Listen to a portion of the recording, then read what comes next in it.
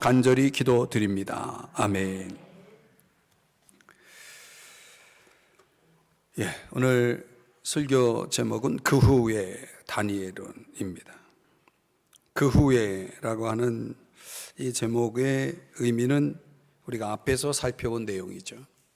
다니엘이 10일 동안의 시험을 거쳐서 통과하고 나서 하나님 앞에 또 어떤 기적을 그가 경험했는지를 살펴보았습니다. 그 다음에 궁금합니다. 다니엘은 어떻게 되었을까요? 오늘 성경 21절 이 짧은 한 구절에 그 의미가 들어있습니다. 다니엘은 고레스 왕 원년까지 있으니라. 오늘 이 구절을 가지고 그 후에 다니엘이 어떻게 되었느냐, 세 가지로 이 말씀을 함께 풀어보려고 합니다. 첫 번째는 다니엘의 눈물입니다. 다니엘의 눈물. 자, 1장 21절 다시 보시면 다니엘은 이렇게 시작하죠. 자, 그의 이름 그 하나가 우리에게 던지는 메시지, 첫 번째는 눈물입니다. 눈물. 다니엘에게 왜 눈물이 있었을까? 우리가 잘 아는 대로 나라가 졸지에 없어졌죠. 망한 것입니다. 바벨론 왕 느부갓네살에 의해서 나라가 졸지에 없어졌죠. 다니엘의 가정은 어떻게 되었나요? 그 느부갓네살에 의해서 가족은 다 죽고 없는 것입니다. 가정이 풍지박산이 난 거죠. 아마도 그 정복자 느부갓네살의 그 부하들, 그 잔인한 부하들에 의해서 부모와 형제 자매들이 아주 잔인하게 죽지 않았을까요? 어디 거기뿐입니까? 집도 재산도 다 잃었죠. 그저 남은 것은 하나도 없었다는 것입니다. 다 잃어버렸습니다. 가지고 있는 것을 다 잃어버렸습니다. 우리가 잘 아는 대로 이 다니엘은 귀족 계급입니다. 왕족 계급입니다. 얼마나 부유하게 살았겠어요. 그 부유하게 살았던 다니엘의 가정이 하루아침에 이렇게 풍지박살이 난 것입니다. 남은 것 하나 없이 말이죠. 다니엘은 말 그대로 그 다니엘 바로 그 한 개인, 그것만 남은 거죠. 그런데 다니엘 역시 살아남았다는 것 자체가 기적이 아닐 수가 없습니다. 다니엘도 당연히 죽었어야 되거든요. 그런데 어떻게 살아났냐 이거죠. 어떻게 살아남을 수가 있었느냐. 왜 그게 기적일까요? 그것은 다니엘서 1장 3절 4절에서 답을 주는데요. 느부갓네살 왕이 이제 정복자로서 그 유다의 모든 자들을 죽이든지 또 모든 것을 다 이제 착취하게 되는데요. 그런데 왕이 이상하게 하나의 명령을 내립니다. 그 명령은 여러분 본문을 보시다시피 흠이 없고 용모가 아름다우며 모든 지혜를 통찰하며 지식에 통달하며 학문에 익숙하여 왕궁에 설 만한 소년을 뭐하라고요? 데려오라는 거예요. 바로 이 명령 때문에 다니엘이 그나마 다니엘 그 한 사람이 살아남을 수 있었던 거죠. 그러니까 왕의 명령이 아니었다면 다니엘은 지금 죽은 목숨이죠. 가족들과 함께 이 세상을 떠났을 것입니다. 다행히 다니엘은 왕족, 귀족 계급이었기 때문에 여러 가지 면에서 그 요건들이 갖춰져 있을 것 같았을 것이라고 생각이 됩니다. 용모가 빼어났다는 것은 부모에게서 받은 것이겠지만은 학문적으로 뛰어났다라고 하는 것은 그가 왕족이고 귀족이었기 때문에 그런 혜택이 주어져 있었고 그런 조건을 갖출 수 있는 그러니까 후천적인 것과 선천적인 것들이 다 그 조건이 맞아떨어진 거죠. 그냥 왕이, 느부갓네살 왕이 찾고자 하는 그 소년의 그룹에 들어올 수 있었던 것입니다. 그러면 뭐합니까? 다니엘은 그저 포로 신세인 걸.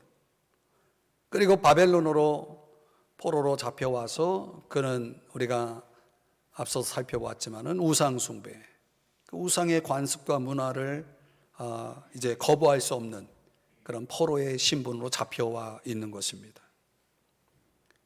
만약에 이런 상황을 그대로 수용할 수만 있었다면 아마 다니엘은 아주 평탄한 생활을 할 수가 있었을 겁니다. 그런데 우리가 잘 아는 대로 그는 그것을 거부하죠. 타협하지 않습니다. 그에게 주어진 좋은 그런 어떤 조건들을, 상황을 그는 거부합니다. 왜냐하면 신앙 때문이죠. 뜻을 정했기 때문에 그렇게 된 것입니다. 자, 이 다니엘의 이 모든 스토리를 정리해 보면 얼마나 어려움이 많았겠어요. 그죠? 얼마나 어려움이 많았겠습니까? 그 많은 어려움들을 겪으면서 그가 흘린 눈물은 얼마나 될까요? 얼마나 많은 눈물을 흘렸을까요? 이어령의 마지막 수업 그 책에 보면은 그가 이런 말을 합니다. 이 시대는 핏방울도 땀방울도 아니고 눈물 한 방울이 필요하다. 이런 말을 했습니다. 굉장히 의미 있는 말이죠. 그 내용 속에 그 이어령 선생이 하는 이야기가 가장 약할 때 가장 강한 것이 나온다는 거예요. 가장 약할 때 가장 강한 것이 나오는데 그게 뭐냐? 그게 눈물이라는 거예요. 우리가 가장 약할 때 흘리는 게 뭡니까? 눈물 아니겠습니까? 근데 그 눈물이 가장 강한 힘을 갖는다는 거예요. 그래서 저 서방에서는 그 물방울 모양의 다이아몬드가 제일 비싸다는 거예요. 그 이어령 교수의 논리가 그래요. 그만큼 눈물은 뭐가 있다는 겁니까? 가치가 있다는 거죠. 저는 그 내용을 보면서 제 마음속에 탁 와닿아요. 눈물이 참 가치가 있구나. 근데 어느 책에 보니까 그 설교가 토마스 왓슨이 한 말이 있더라고요. 그가 이런 말을 해요. 눈물의 골짜기를 지나지 않고는 낙원에 이를 수 없다. 그 눈물의 가치를 이야기하는 거죠. 그 성경에도 누가복음 6장에 보면 물론 산상수훈의 누가복음 버전이지만 우는 자가 복이 있대요. 눈물이 복이 있는 겁니다. 눈물은 우리에게 복의 의미인 것이죠. 그러니까 프랑스의 사상가라고 하는 오망 롤랑도 그 사람이 고통을 경험하지 않고는 창조에 대해서 이야기할 수 없다라고 그랬어요. 그러니까 그 고통, 그가 말하는 이 고통의 경험이라는 것은 결국 눈물을 수반한 고통을 얘기하는 거거든요. 그 눈물과 관련돼서 아주 재밌는 이야기, 히랍의 전설이지만은 근데 어떤 여자가 요정을 만나서 대화를 나누는데 그 요정이 하는 말이 그대는 이 강을 건너기 전에 스탁스 위버 강인데요. 그 강을 건너기 전에 리틀스 계곡의 샘물을 마시고 가겠는가? 이렇게 물으니까 내가 왜 그 샘물을 마셔야 하느냐? 이 여자가 이렇게 대답을 합니다. 만약 이 샘물을 마시게 된다면 이 세상의 모든 것을 이제 망각하고 이 강을 건널 수 있다. 그러니까 세상의 모든 것을 망각하고 이 강을 건널 수 있다라고 이렇게 이야기합니다. 그러자 이 여자가 하는 말이 저에게 이 샘물을 주십시오. 저는 이 세상에서의 고통을 다 잊고 싶습니다. 그러자 요정이 덧붙여 말하기를 그런데 동시에 모든 기쁨도 잊게 됩니다. 그럽니다. 그런데 이 여자가 또 하는 말이 저는 이 세상에서의 모든 실패를 잊고 싶습니다. 저에게 이 샘물을 마시게 해주십시오. 요정이 또 말합니다. 근데 동시에 그 실패도 있지만은 성공도 있게 됩니다. 그러는 거예요. 그 또 여자가 하는 말이, 저는 이 세상의 모든 상처를 다 잊고 싶습니다. 그리고 이 강을 건너고 싶습니다. 저에게 이 샘물을 마시게 해주십시오. 그러자 요정이 또 하는 말이, 이 세상의 그 모든 상처뿐만 아니라 이 세상의 모든 사랑도 잊을 것입니다.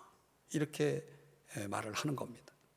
그러니까 이 여자가 한참을 생각하더니 하는 말이, 그렇다면 저는 이 샘물을 마시지 않겠습니다. 이렇게 말했다는 겁니다. 이 히랍 전설의 이야기 속에서 우리가 한 가지 건질 수 있는 것은 뭐냐? 결국은 고통이라는 것은 확실히 가치가 있다는 거죠. 가치가 있다는 것입니다. 예수님을 묵상하면서 우리가 빼놓을 수 없는 것 중에 하나가 뭐냐면, 예수님도 눈물을 흘리신 적이 있죠. 요한복음 11장에 보면은 예수가 눈물을 흘리시더라, 이렇게 짧은 구절이 한 구절이 나옵니다. 물론 이제 그 눈물은 나사로와 그 동생들, 여동생 마리아 마르다에 대해서 아주 그 긍휼히 여기는 마음 가운데 흘린 눈물이겠죠.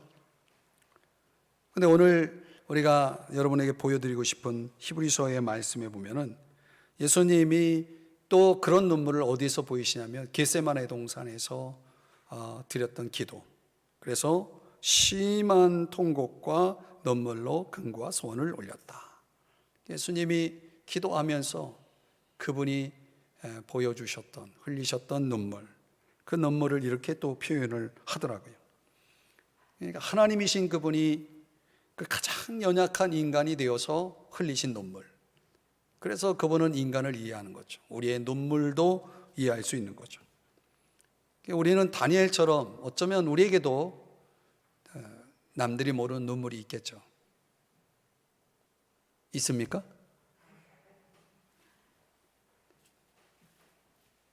그 눈물은 어떤 사람에겐 고통이고요, 어떤 사람에겐 상처고요. 여러 가지 다양한 눈물의 의미가 있겠지만은 분명한 것은 그 눈물은 값진 것이라는 거예요. 그리고 이어령 교수의 그 책에서는 그 눈물이 결국은 진주가 된대요. 가치가 있는 거죠. 그만큼의 가치. 시간이 흐르면 그 눈물은 어느 날 나에게 진주가 되어서 그 소중한 것을 선사한다는 거죠. 눈물이 있다는 게 참 좋은 겁니다. 여러분, 하나님 앞에서 눈물이 나거든 실컷 우세요. 하나님 앞에 실컷 우세요. 저는 다니엘의 삶이 보여주고 있는, 다니엘이 말하고 있는 그 다니엘의 이야기, 그 다니엘의 이야기가 결국은 뭡니까? 다니엘의 이야기는 결국은 그가 눈물이 있었다는 거예요. 눈물이 있었다. 오늘 우리가 살아가면서 흘리는 모든 눈물이 어쩌면 다니엘이 보여준 눈물일 수 있습니다. 더 깊이 들어가 보면 그 눈물은 예수님의 눈물이죠. 오늘 우리가 우리의 삶에 주어진 어떤 그런 눈물이 있다면 그 눈물을 잘 간직하세요. 어느 날 그 눈물이 여러분에게 큰 진주의 가치로 안겨질 것입니다. 자, 두 번째, 오늘 이 다니엘서 1장 21절에서 보여주는 그 후의 다니엘의 이야기는 다니엘의 인내입니다. 인내. 자, 21절 다시 보시면은 고레스 왕 원년까지 이렇게 말하고 있죠. 그러니까 다니엘이 고레스 왕 원년이니까 1년이죠. 1년 때까지 있었다. 이렇게 말하고 있는 거죠. 있었다라고 하는 것은 왕궁에 머물러 있었다는 거예요. 자, 이걸 좀 풀어야 되겠습니다. 고레스 왕 원년까지를 풀어야 되는데, 도대체 다니엘은 지금 우리가 지금 설명한 그런 내용들을 가지고 포로가 되어서 이제 왕이 선택한 그 소년의 그룹에 들어가서 그 여러 가지 시험을 통과해 가지고 그 후에 도대체 어떤 일이 있었을까? 요약하면 그 후에 다니엘의 인내가 있었다는 거죠. 고레스 왕 원년까지 보여준 다니엘의 인내는 무엇을 의미할까? 유진 피터슨의 어떤 책에 보니까 전복적인 사람, 이런 표현이 나와요. 전복적인 사람. subversive라고 하는 단어를 사용하고 있는데, 쉽게 설명하면 무슨 뜻이냐면 아주 조용히 숨어서 조용히 살면서 인내하면서 작은 일을 꾸준히 해 나가는 사람. 그저 사람들에게 주목받지 못하고 조용히 살고 있는데 꾸준히 작은 일을 이루어 나가고 있는데, 어떤 일을 이루냐면 희생적인 사랑, 인내, 소망, 이런 것들을 해 나가는 그런 사람들을 얘기합니다. 그 전복적인 사람에 해당되는 게 바로 누구냐? 바로 다니엘.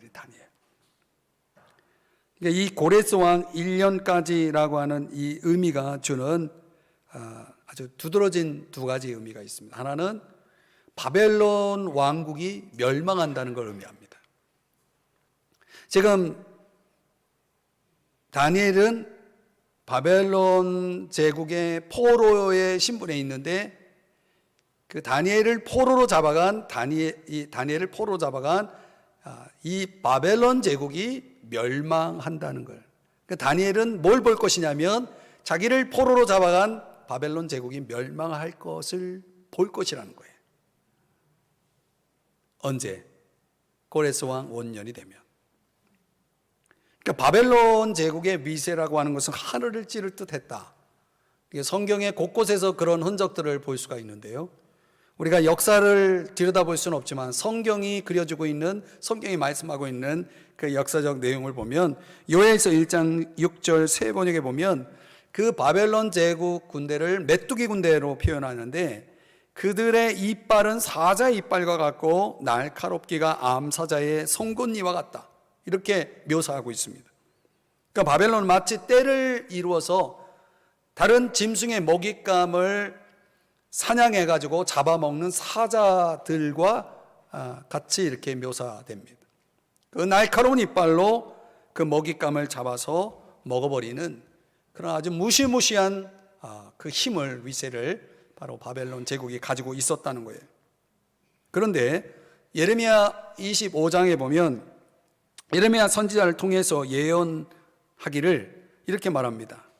자, 보라, 내가 북쪽 모든 종족과 내종 바벨론의 왕 느부갓네살을 불러다가 이 땅과 그 주민과 사방 모든 나라를 쳐서 진멸하여 그들을 놀램과 비웃음거리가 되게 하며 땅으로 영원한 폐허가 되게 할 것이라.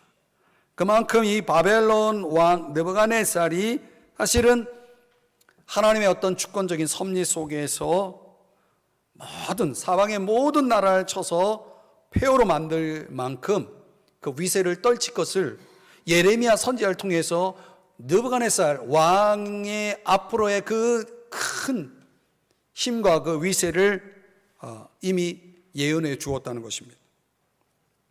그리고 11절 보면은 이 모든 땅이 폐허가 되어 놀랄 일이 될 것이며 이 민족들은 70년 동안 바벨론의 왕을 섬기리라. 이 70년이라고 하는 이 시간을 이제 하나님께서 주권적으로 느부갓네살 바벨론 제국 왕에게 허락했다는 거예요. 그 바벨론 제국이 허락한 것입니다. 그 실제로 이 예언대로 바벨론의 포로인 유다는 여기에 누구도 포함됩니까? 다니엘도 포함되죠. 이 바벨론을 70년 동안 섬기게 됩니다. 그러니까 소년 때 10대 중반이나 후반에 붙잡혀서 포로가 돼서 잡혀간 다니엘이 이 바벨론 제국이 멸망할 때쯤 되면은 80대가 되죠. 80대 후반이 되겠죠. 그때 나이에 자기를 포로로 잡아온 바벨론 제국 멸망하는 것을 보게 된다는 것입니다. 그러니까 다니엘을 비롯한 모든 유대인들은 어쨌든 이 바벨론을 70년 동안 섬겨야 되는 겁니다. 이건 하나님의 주권적인 섭리 속에 정해져 있는 것입니다. 근데 여러분, 말이 70이지 이 70년이라고 하는 시간이 얼마나 긴 시간이에요. 그 또 70년 동안 그 바벨론 왕을 섬기면서 얼마나 많은 어려움들이 있었겠습니까? 얼마나 많은 고통과 고난이 있었겠습니까? 그러니까 무참하게 착취당하고 짓밟히는 그런 70년의 기간을 그들은 다 감수해야만 했다는 거죠. 무려 70년 동안 말이죠. 그런데 오늘 본문 다시 1장 21절에 보면 고레스 왕 원년까지예요. 그게 고레스 왕 원년까지, 다시 말하면 70년이 지나면, 아까 예레미야 25장의 말씀과 연결해서 보면 고레스 왕 원년까지는 70년을 얘기하는 거예요. 70년이 딱 되는 해를 얘기하는 거죠. 그때 70년이 지나면 어떤 일이 벌어지냐면 고레스 왕이 등장한다는 거예요. 이 고레스 왕은 어떤 왕이냐면 잔인한 바벨론을 멸망시키는 왕이에요. 우리가 그 왕이 이룬 제국을 우리가 보통 메데 바사라고 말하죠. 바사라고 하는 것은 페르시아를 얘기하는 거거든요. 그러니까 새로운 나라 메데 바사가 바벨론 제국을 대신한다라고 하는 그런 의미가 있지만, 다니엘에게 있어서는 어떤 의미가 있냐면 그 지긋지긋한 포로 70년의 고난의 때가 끝이 난다는 것을 의미하는 거예요. 여기서 큰 메시지가 있는 것입니다. 지금 이제 70년이라고 하는 이 고난의 시간은 정해져 있습니다. 70년 동안 지속될 것입니다. 다니엘이 계속 살아 있었기 때문에 그 70년을 다 겪었어요. 그러나 동시에 그 고난은 70년을 넘어서지는 않을 거라는 거예요. 이 말은 무슨 얘기입니까? 고난엔 끝이 있다는 거예요. 이거는 저와 여러분에게 아주 큰 메시지를 주고 있는 것입니다. 어떤 고난도 영원히 지속될 고난은 없는 것입니다. 이 말은 다시 말하면 고난은 일시적이라는 거죠. 하나님이 이런 큰 그림을 놓고 예레미야 선지자를 통해서 이런 놀라운 메시지를 우리에게 던져주는데요. 예레미야 29장 10절 말씀 다 같이 읽어보겠습니다. 시작. 여호와께서 이와 같이 말씀하시니라. 바벨론에서 70년이 차면 내가 너희를 돌보고 나의 선한 말을 너희에게 성취하여 너희를 이곳으로 돌아오게 하리라. 11절도요. 시작. 여호와의 말씀이니라. 너희를 향한 나의 생각을 내가 안 하니 평안이요 재앙이 아니니라. 너희에게 미래와 희망을 주는 것이니라. 아멘. 그 70년이 되면 너희들이 다시 돌아올 것이라는 거예요. 회복될 것이라는 것입니다. 그러면서 너희를 향한 나의 생각이 있는데 이 생각은 너희에게 재앙을 주고자 하는 바가 아니라 너희들에게 오히려 평안을 주는 것이다. 미래를 주시는 것이다. 희망을 주는 것이다 라고 말씀하고 있는 것입니다. 그러니까 지금의 현실 속에 우리에게 당면한 고난이 있다면 그 고난은 재앙이 아닌 것입니다. 그 고난의 상자 속에 들어있는 그 깊이 들어있는 평안과 미래와 희망이 그 상자 속에 들어있는 것입니다.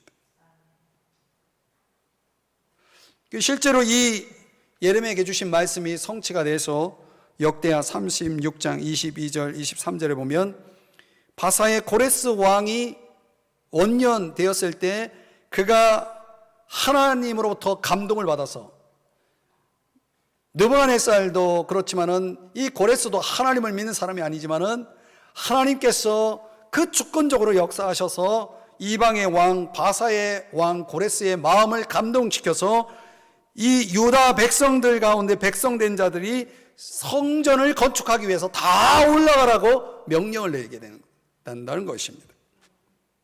뒤에 23절의 말씀이에요. 너희 중에 그의 백성된 자는 다 올라갈지어다. 너희 하나님 여호와께서 함께 하시기를 원하노라. 그러면 이게 얼마나 놀라운 메시지예요.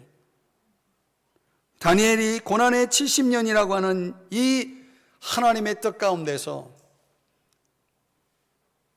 하나님이 주신 이 메시지를 통해서 이 섭리를 통해서, 이 주권적인 뜻에 대한 깨달음을 통해서 다니엘은 두 가지를 갖게 된 것입니다. 하나는 인내고요, 또 하나는 소망인 것입니다.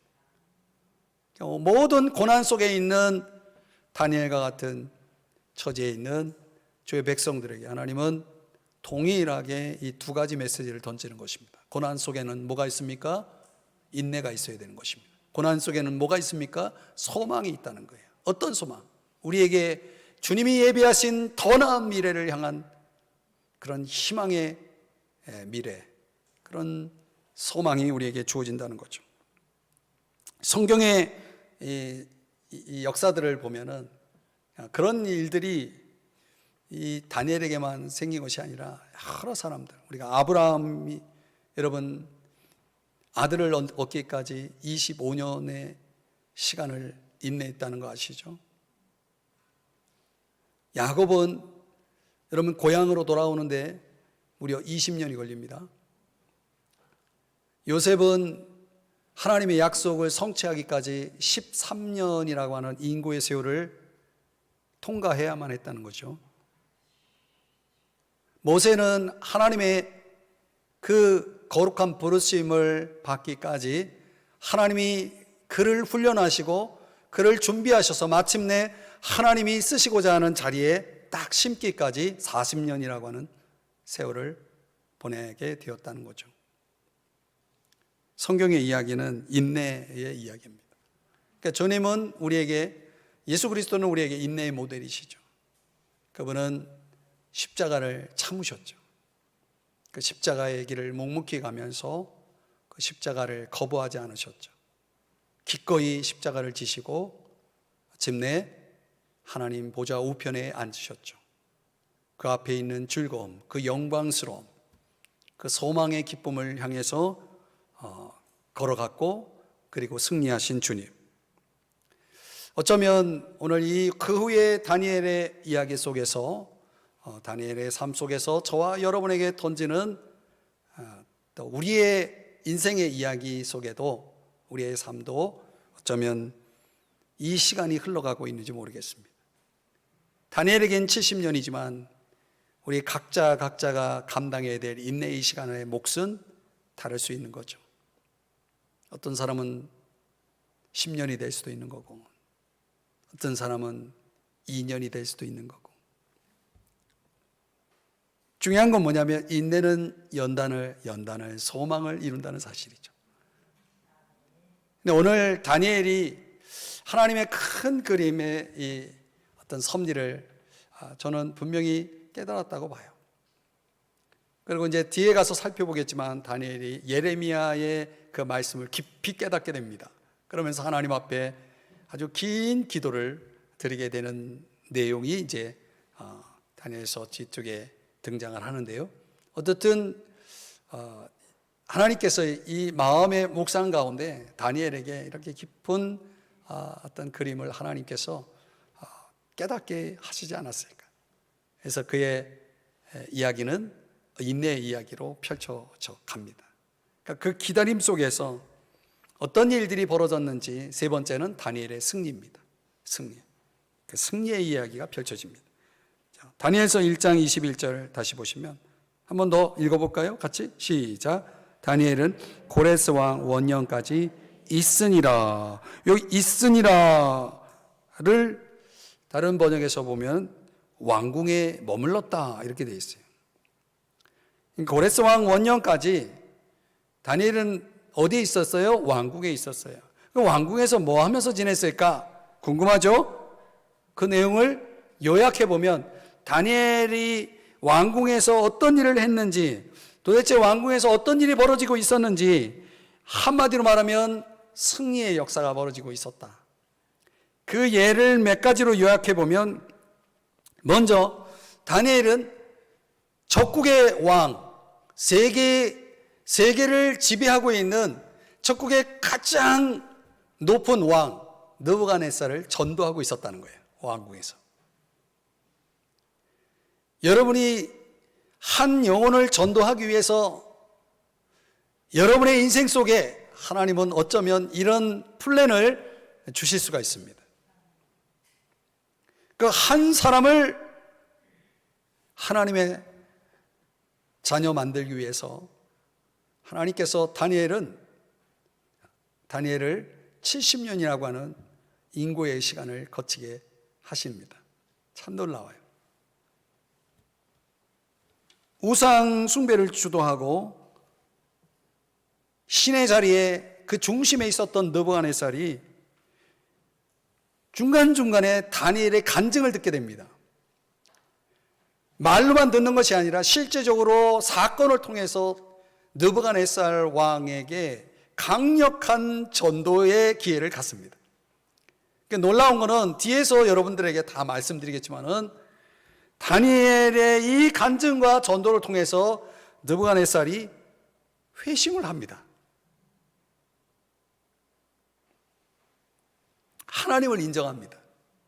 그러니까 하나님을 받아들이게 됐다는 거예요. 다니엘서 2장 47절에 보면 우리가 잘 아는 대로 느부갓네살 왕이 꿈을 꾸고 그 꿈을 해석하지 않으면 너희들 다 죽이겠다, 신하들 다 죽이겠다고 했을 때 누가 나서냐면 다니엘이 나서지 않습니까? 다니엘이 왕의 꿈을 해석해줘서 그 박수 그리고 술사들이 다 살아남죠. 물론 다니엘과 세 친구도 살아남았고요. 그 장면 속에서 느부갓네살이 이런 간증을 그의 간증을 이렇게 한번 고백하는데요. 다니엘서 2장 47절 다 같이 읽어봅니다. 시작. 왕이 대답하여 다니엘에게 이르되 너희 하나님은 참으로 모든 신들의 신이시요 모든 왕의 주제시로다. 여기까지. 여러분 느부갓네살이 지금 다니엘에게 하는 말이에요. 너희 하나님. 그러니까 제 친구도 생각했겠죠. 도대체 유다 백성 너희들의 하나님은 도대체가 대단한 분이구나. 신 중의 신, 왕 중의 왕이구나. 이렇게 그가 말을 하는 겁니다. 뭐 때문에요? 지금 다니엘 통해서 그 하나님이 어떤 분인지를 조금씩 알아가고 있는 모습이죠. 다니엘서 3장 28절에 보니까 한번 이것도 조금 길지만 같이 읽어보겠습니다. 시작. 느부갓네살이 말하여 이르되 사드락과 메삭과 아벳느고의 하나님을 찬송할지로다. 거기까지. 찬송할지로다. 지금 느부갓네살이 뭐 하고 있어요? 하나님을 찬송하고 있어요. 그 이유가 뭐냐? 다니엘의 세 친구들이 보여준 간증을 통해서요. 아니 절하라고 그러는데 절도 안 하고 그래요. 그래서 어디에다 집어넣습니까? 풀문불 속에, 평상시보다 7배나 더한 그 뜨거운 풀문불 속에, 불 속에다 집어넣는데 거기서 멀쩡하게 살아 나왔다는 거예요. 그러면서 왕이 볼 때에는 야, 저들이 믿는 하나님은 틀림없이 뭔가가, 나는 잘 모르지만 뭔가가 다른 분이 틀림없다. 내가 많은 신을 숭배하고 있지만, 아니 내가 신이지만, 신의 자리에 있지만 이건 도대체 내가 숭배하는 신들이나 내가 할 수 없는 저 어마어마한 일을 하는 저 구원의 하나님 도대체 찬양하지 않을 수 없구나 라고 그렇게 말하고 있는 것입니다. 그리고 다니엘서 4장 37절에 가보면요, 또 한번 같이 읽어보겠습니다. 시작. 그러므로 지금 나 느부갓네살은 하늘의 왕을 찬양하며 칭송하며 경배하노니 그의 일이 다 진실하고 그의 행하심이 의로우심으로 교만하게 행하는 자를 그가 능히 낮추심이라. 사랑하는 여러분, 하나님이 어떤 분이에요? 느부갓네살을 바꾸신 하나님. 그런데 그 통로로 누굴 씁니까? 다니엘을 썼다는 거예요.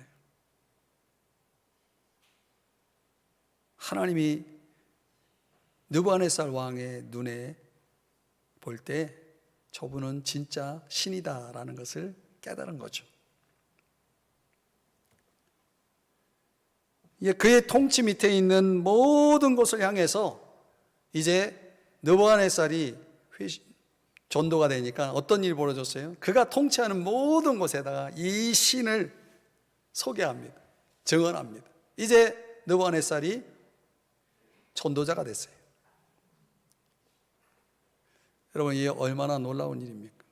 그러니까 한 사람이 주님 앞에 돌아온다는 것이, 그 사람이 어떤 힘을 가지고 있는 사람이라면 그 힘이 이제 어떻게 사용됩니까? 그가 지금 리드하고 있는 그 공동체 전체 속에 그 영향력이 행사가 되는 거죠. 그래서 여러분들이 위에 있는 권세자들을 위해서 기도해야 되는 겁니다. 그래서 여러분, 어떤 대통령이 어떤 정부가 들어서든 우리는 하나님의 어떤 주권적인 섭리 속에서 벌어지는 이런 정치사에 깊이 관여하는 데만 사람들의 눈이 주목되지만, 우리는 구속사적으로 이 역사를 들여다보고 해석할 수 있는 사람이 되어야 되고, 그 역사의 주인이신 하나님의 그 주권을 볼 수 있는 그런 영적인 시야가 필요한 거죠. 그래서 우리는 지금 뭔가 저 러시아에서 벌어지고 있는 일들이나 저 북한에서 벌어지고 있는 일들이나 저 미국에서 벌어지는 일들을 우리는 다 속속들이 알 수 없지만, 확실한 건 뭐냐면 다 하나님의 주권적 통치 아래에 있다는 거예요. 그래서 우리가 기도하면, 우리는 미칠 수 없는 곳에 있지만은 우리가 기도하면 어떤 일이 벌어지냐면, 그 사람과 가까이 있는 사람을 통해서도 하나님은 일하시는 거죠. 아니면 직접적으로도 일하실 수 있는 거죠. 우리가 이런 것들을 전복적 행위다 이렇게 얘기합니다. 유진 피터스는 전복적 행위다. 아무 일도 없는 것 같은데 조용히 이루어지고 있는 일들입니다. 그러니까 우리가 조용히 묵묵히 아무도 보지 않는 곳에서 엎드려서 기도할 때 하나님은 일하시는 겁니다. 여러분, 성경에는 기록하고 있지 않지만 다니엘이 느부갓네살의 회심을 위해서 얼마나 기도했겠습니까? 그는 원수지만, 그는 적국의 왕이지만은 다니엘은 다르게 봤습니다. 저 왕이 하나님 앞에 돌아오기만 한다면, 저 왕이 하나님 앞에 서기만 한다면, 저 왕이 지배하고 있는 모든 나라가 하나님 앞에 돌아올 것이라고는 큰 비전을, 그림을 보았던 것이죠. 그런 왕을 극진히 섬기면서, 그러나 자신의 신앙을 견지하면서도, 뜻을 정하여 지켜가면서도 그 왕을 극진히 섬기면서 그 왕의 회심을 위해서 최선을 다했다는 거예요. 우리가 살아가는 우리의 삶의 모습이 그런 전복적인 삶이 되어야 된다는 거예요. 다니엘서 6장에 보면요, 다니엘이 이번에는 다른 왕이지만 다리오 왕의 시대에도 똑같은 일을 합니다. 6장 26절에 보면 내가 이제 조서를 내리노라, 이 다리오 왕의 조서를 얘기합니다. 내 나라 관 아래에 있는 사람들은 다 내가 다스리고 있는 이 통치권 안에 있는 사람들은 다 다니엘의 하나님 앞에서 떨며 두려워할지니 그는 살아계시는 하나님이시오. 그러니까 이 다니엘은요, 다니엘이 섬긴 왕은 크게 보면 세 왕입니다. 세 왕. 느부갓네살, 그리고 벨사살, 그리고 다리오 왕. 이 세 왕을 적국이죠. 지배자의 왕이죠. 그들을 섬기면서 끊임없이 그 위정자들을 뭐하고 있습니까? 전도하고 있어요. 변화시키고 있어요. 회심시키고 있어요. 이런 사람들이 필요한 거죠. 이런 간증이 나오기까지 다니엘에게 어떤 일이 있었느냐, 27절의 말씀에 가보면 그는 구원도 하시며 이런 말씀을 합니다. 어디서요? 사자굴에서. 왕의 금령을 어긴 다니엘을 어쩔 수 없이 사자굴에 던졌는데, 하나님께서 그 사자굴에서 생존하여 걷더니 하나도 상하지 않고 살아 돌아온 다니엘을 보면서 다리오 왕이 이렇게 조금 전에 우리가 보았던 말씀처럼 다 다니엘의 하나님 앞에서 두려워 떨라라고 말하면서 그가 선포를 하는 겁니다. 전도를 하는 겁니다. 그래서 히브리서 11장 33절의 말씀에 보면 사자들의 입을 막기도 하며, 이게 다니엘의 이야기거든요. 이 11장의 히브리서 11장의 믿음의 영웅 반열에 다니엘이라는 이름 석자는 등장하고 있지 않지만 이 사건은 누가 보더라도 다니엘에 대한 이야기라는 걸 알기 때문에 다니엘 역시 믿음의 영웅의 반열 속에 들어왔다라는 사실을 알 수가 있습니다. 저는 다니엘이 할 수 있었던 가장 큰 일, 그가 도대체 왕국에 있으면서 뭐 했을까? 호의호식하면서 출세를 통해서 그가 누릴 수 있는 걸 마음껏 누리면서 시간을 보내고 있었을까? 70년을 도대체 어떻게 보내고 있었을까? 가장 큰 증거들을 우리는 이렇게 왕들이 주님 앞에 돌아오는 일에, 왕들이 주님 앞에 서는 일에, 그들이 구원받고 회심하고 그들이 가지고 있는 힘을 주님을 위해 쓸 수 있는 이런 놀라운 영향력을, 이런 영적인 비전을 이루어 나가는 일에 다니엘은 최선을 다해서 전복적 사람으로 그는 생활을 하고 있었다는 거예요. 이 승리, 이런 승리가 우리에게도 필요하지 않을까요? 다니엘서 자체가 성경이 너무나 몇 장 안 되는, 어떻게 보면 호세아서보다 더 적은 분량의 다니엘서임에도 불구하고 성경의 묶음 속에, 대선지서 속에 들어갈 수 있었던 또 하나의 중요한 이유가 뭐냐면, 다니엘이 모든 선지자들이 보았던 종말의 계시 가운데 다니엘만큼 깊이 있게 계시를 받은 사람이 없다는 사실.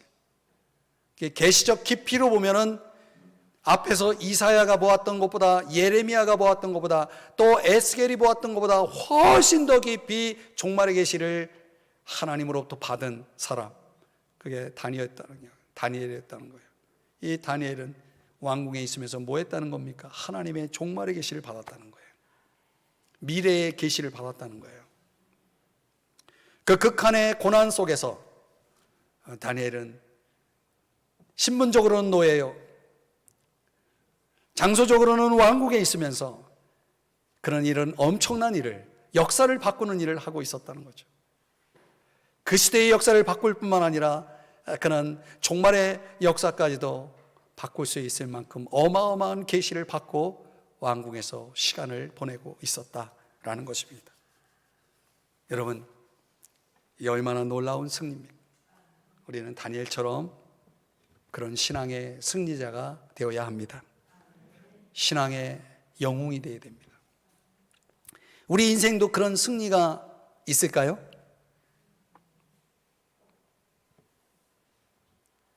그러기 위해서 여러분이 이 자리에 왔잖아요. 그 승리를 위해서 여러분이 이 자리에 나와서 지금 기도할 거잖아요. 유진 피터슨의 책을 제가 잠깐 계속 짤막하게 자꾸 이야기하는데, 그가 쓴 책에서 아까 말씀드렸던 그 전복적인 일, 활동을 이야기하는데, 그 유진 피터슨이 그 활동 가운데 가장 강력한 것을 소개하는데, 그게 바로 기도라는 거예요. 기도만큼 사람들이 주목하지 않는 게 없는 거예요. 기도는 정말 조용하게, 아무도 다른 사람들이 눈치채지 못하고 정말 조용히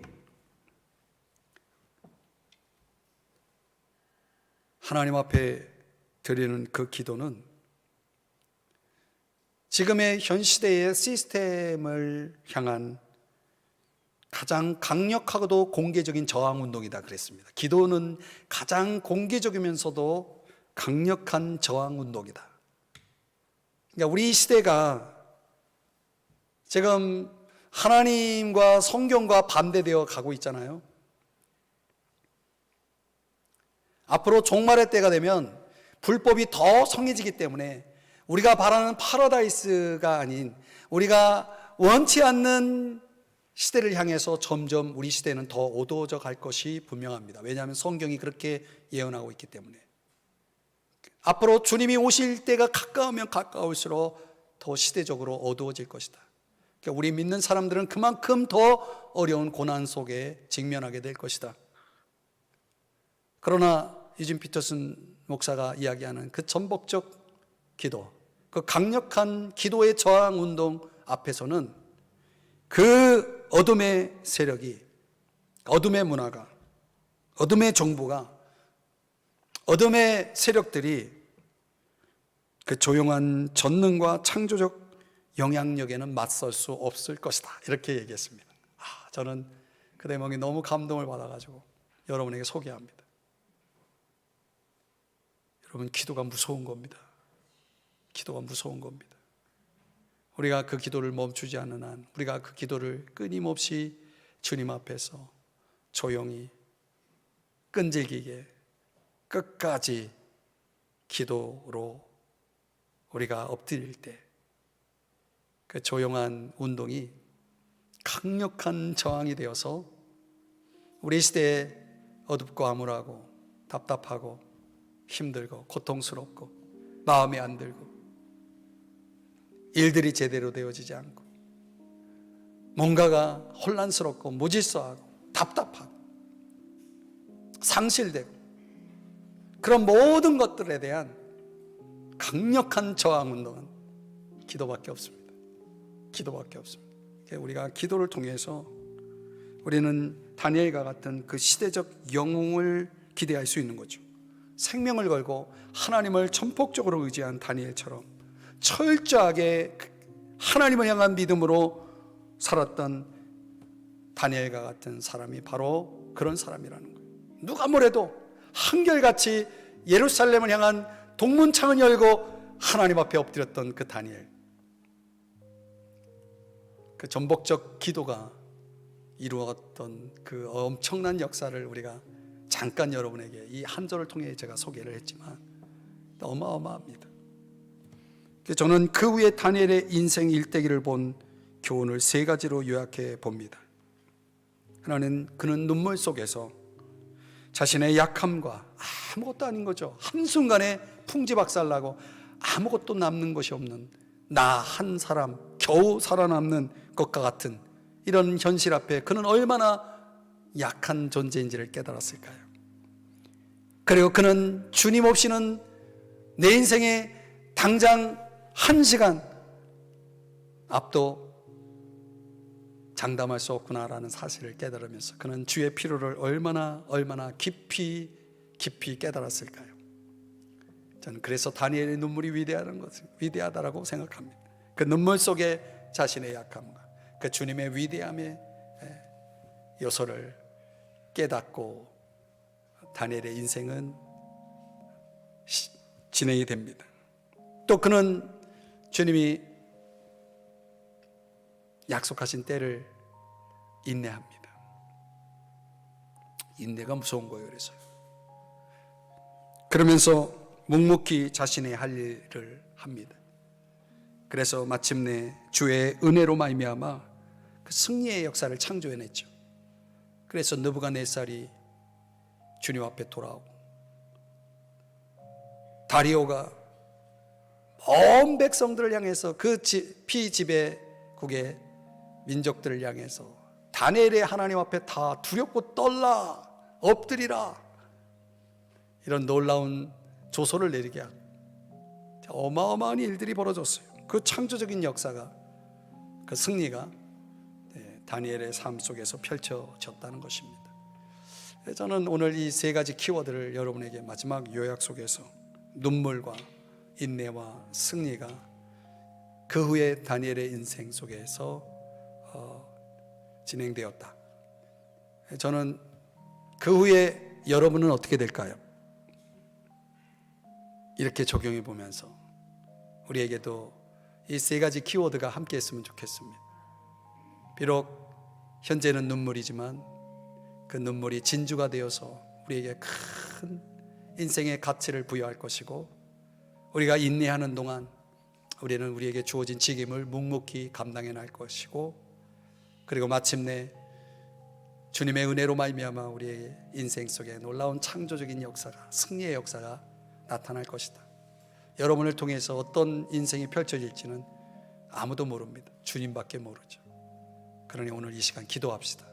기도하면서 하나님께서 여러분의 기도를 통해서 오늘도 그 전복적인 강력한 저항 운동이 일어나서 여러분을 막고 있는 모든 어둠들이 여러분 앞에, 우리 시대 앞에 우리를 막고 있는 모든 세력들이